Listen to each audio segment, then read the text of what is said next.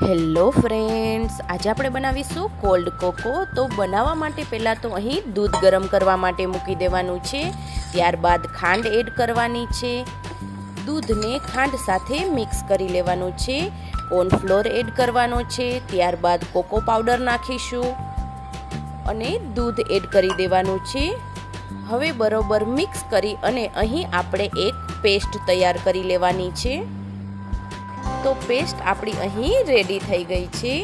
દૂધ હવે આપણું અહીં ઉકળી ગયું છે. તો ઉકળતા દૂધની અંદર આપણે રેડી કરેલી પેસ્ટને એડ કરી દેવાની છે.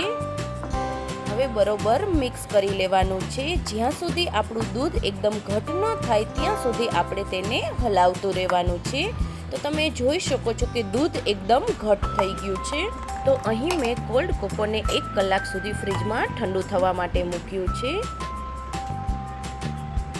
તો રેડી છે આપણો અહીં કોલ્ડ કોકો. જો તમને મારો આ વિડીયો પસંદ આવ્યો હોય તો લાઈક, શેર એન્ડ સબસ્ક્રાઈબ કરવાનું ભૂલતા નહીં.